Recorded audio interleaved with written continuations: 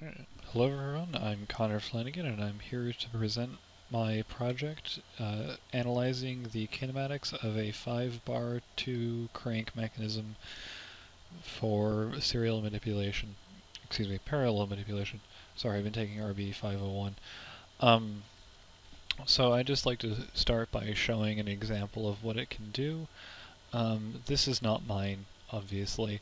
This is just an example of a particular 5-link robot and the versatility that's capable of showing in a single workspace. This is actually a Scar robot, excuse me. So here you can actually see it manipulating small little balls onto this grid. My particular inspiration was actually much more for an amateur to do, because at some point I'd actually like to make one. I sort of enjoy how it's an overly complex way of doing certain things when using just a Cartesian mechanism would work. But anyway, I'm digressing, and I'm going to show you the graphical derivation of the forward kinematics of the 5-bar linkage. Where did I put that? There it is. Okay, so given theta 1 and theta 2, we use the circular intersect, or law of cosines, whatever you want to call it, for the 2 points here and here, which are defined by the first part of the arms from the actual cranks, well, the actual cranks themselves. So I'm defining it off of the left side, theta 1, and I'm defining the correct, I'm doing quotation marks by the way, definition of P as being the one of the positive quadrant, because I felt like it. It's just to simplify things, and in this case, because the workspace is going to be divided as you'll see, I just chose it. So we define these two, and then in order to find the angle here, which I forgot to label, we need to find the angle of the line connecting the two crank end effectors, which is defined as theta A, which is the arc tangent. In this case, I'm using the function atan2 to be more complete, of the change in the y direction and the change in the x direction. Note the +3 because they're separated somewhat, which defines this. This will be a negative value, plus the value of this angle, which according to the law of cosines is the sum of the square of the adjacent angles, which is 6, and this is just d, this changes, this is a variable, minus the square of the opposite side, which is 6. So in this case it's actually just d squared. So you can see here it's the arc cosine of, this is the square of the distance, divided by 2 times that distance times 6. And the point P is the 2 times, well, this, that defines the end effector of the crank, plus 6, that's the length here, of that angle essentially. I'm using plus to find the above. That creates P. P prime, the lower one, however, is simply derived by subtracting rather than adding. So I'm going to go to a SolidWorks sketch I have set up to show how this works and why it's a viable solution. I'm just going to undo this because that's for later in the presentation. So I'm just going to drag into this a little bit, and you can see that there are valid solutions in this entire workspace, and then I'll explain how the workspace is defined. Now, it has to be within this circle and this circle. So right there we create this sort of oval-ish slice. So it has to be within that. That distance is the total length of the crank and not sure to call this.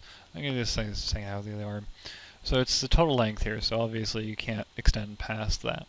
Now the inner one is actually the difference, so it's minimizing its size as you move it along here. So this workspace is all that it can do. There's actually a second workspace below, but as I mentioned earlier, I'm just defining y as being positive.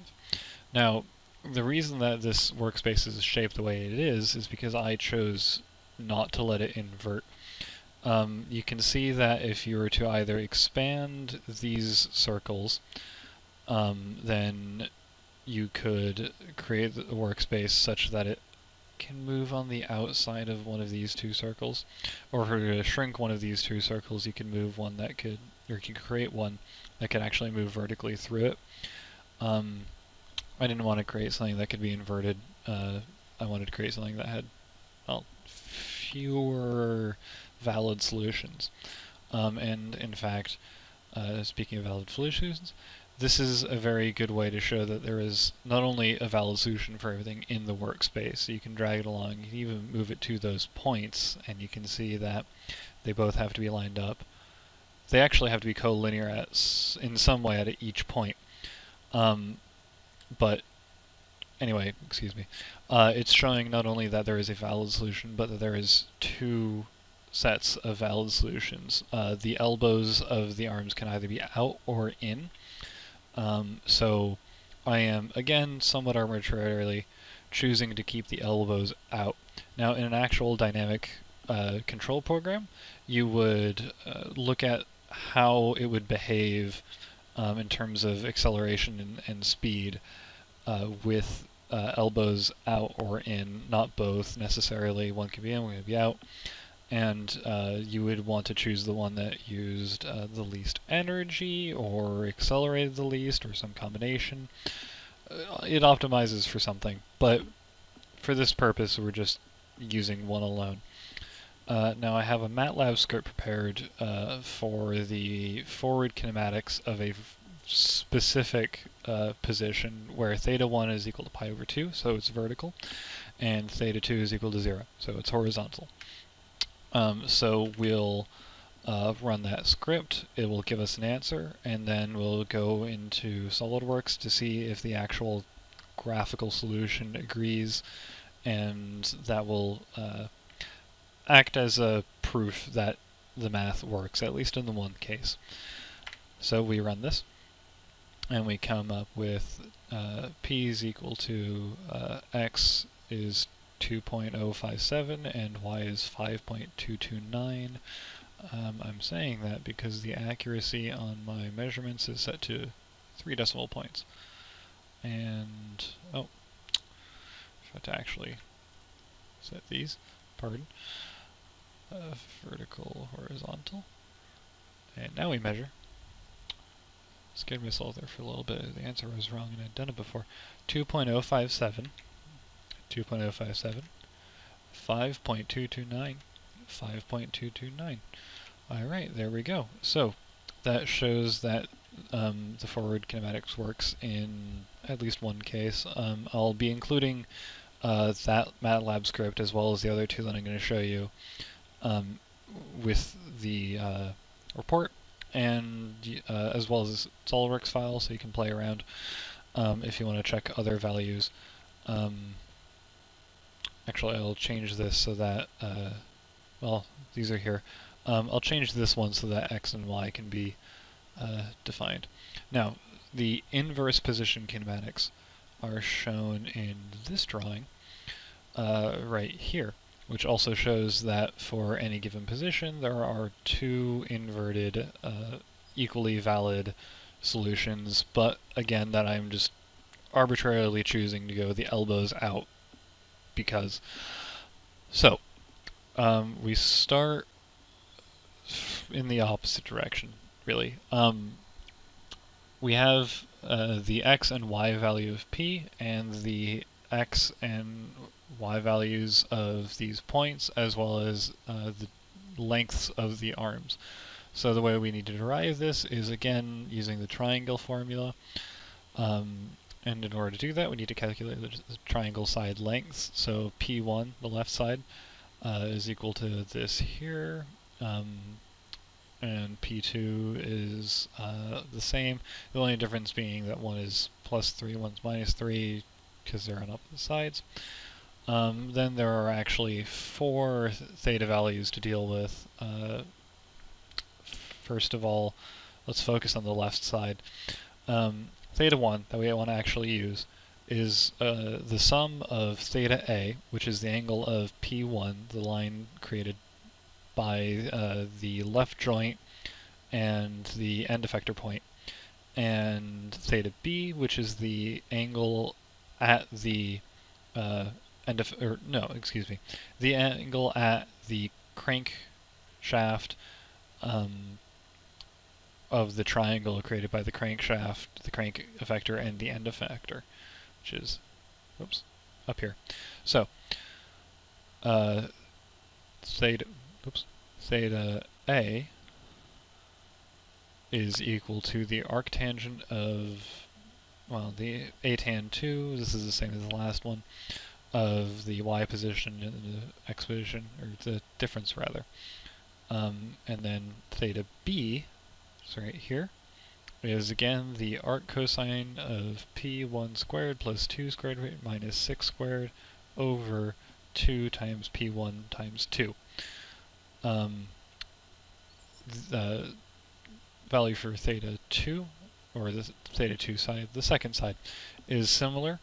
We're just calculating from position x equals 3 as opposed to minus 3. And we're actually looking for the difference to keep the elbow out. So it's mirrored here. So here we have theta 1 is equal to theta A plus theta B, and you can see that theta 1 prime, which is sort of here but it wraps, is also the difference between theta A and theta B.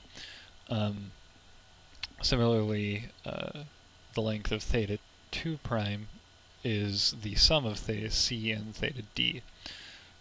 So theta 1 is the sum, theta 2 is the difference, and I have a MATLAB script to show you. So we're going to run macpres inverse.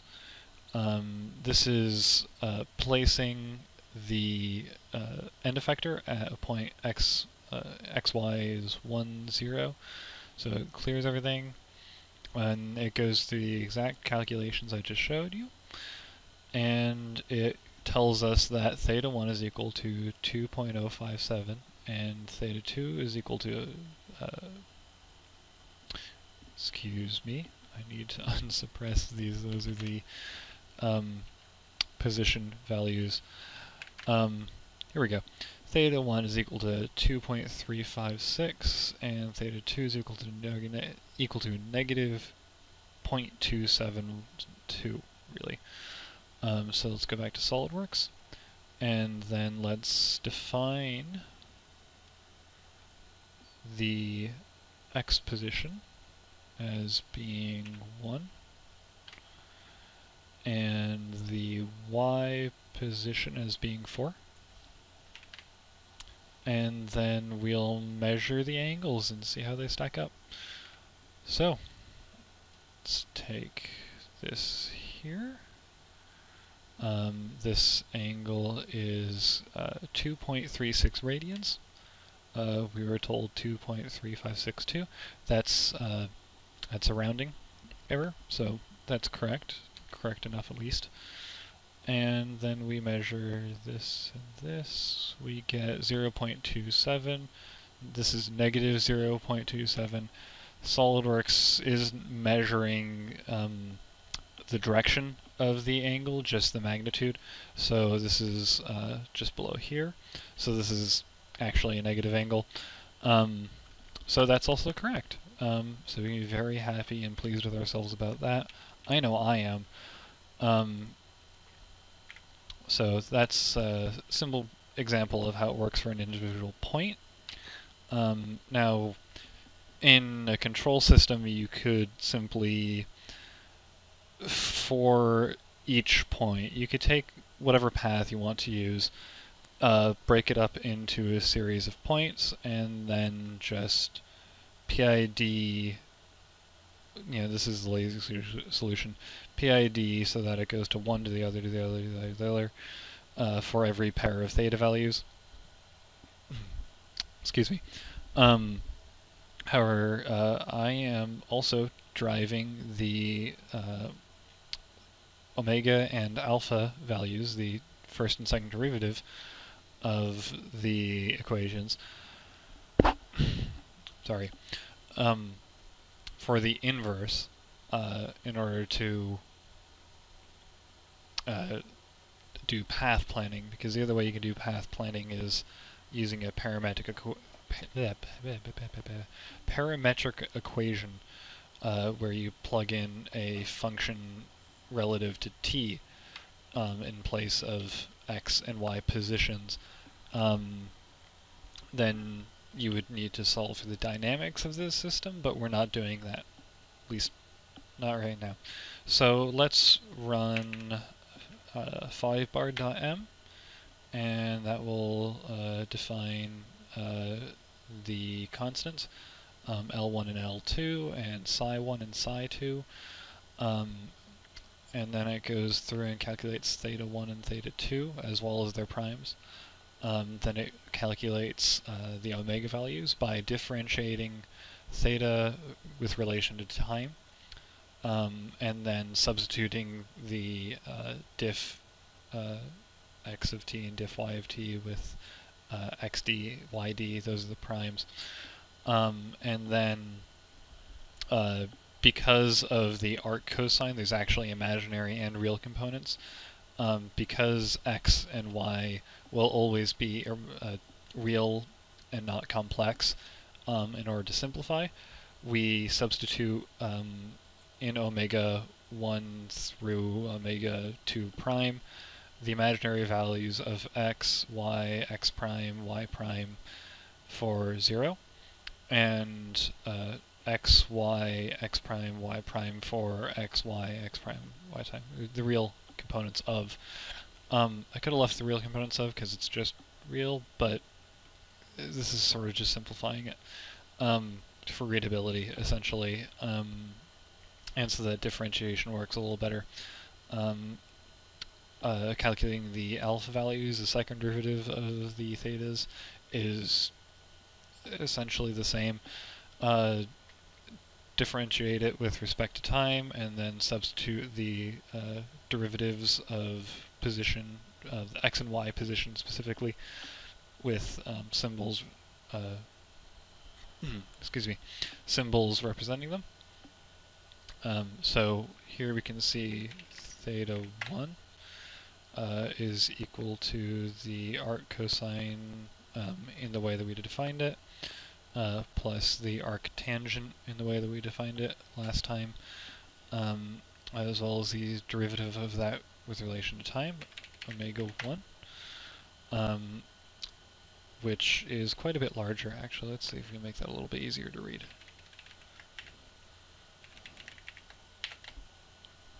Okay, so this has a lot of substitution. It's quite complex. This confused me at first, I'll admit, before I remembered from, what was it? It was Calc 2 that the derivatives of, well, actually, technically it was the integrals of some strange polynomials end up creating the inverse trigonometric functions. So this is essentially just very, very large and complicated and unwieldy. Now, if we were to take omega 1 and let's say subs omega 1 x and y for 4 and 1, 1 and 4, excuse me. So to use the example previous, That's just rude.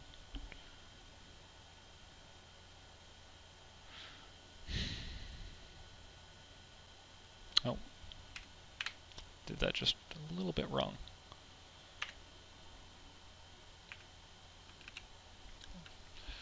Sorry about this. I might cut out the dead air.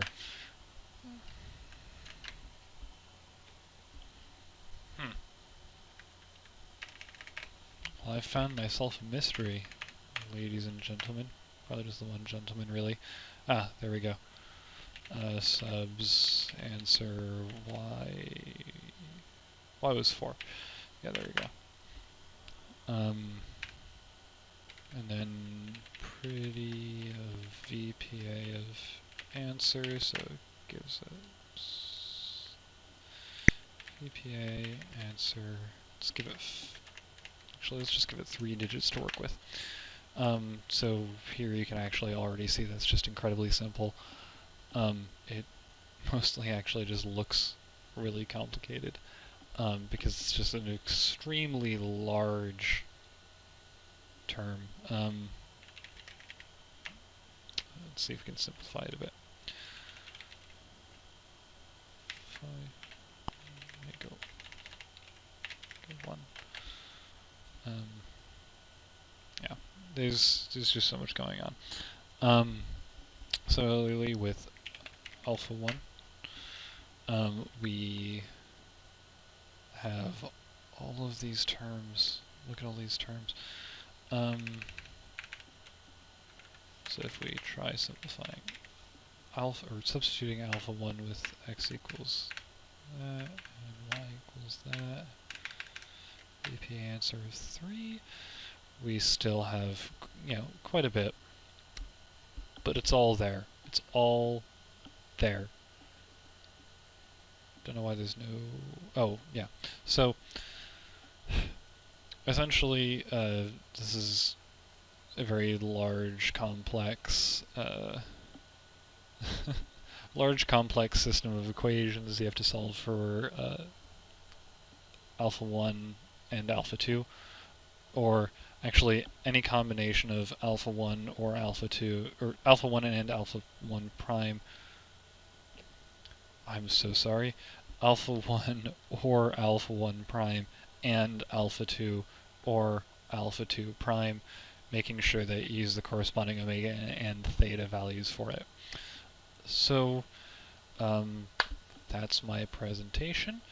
If you have any questions, comments, please feel free to email me, and thank you for watching.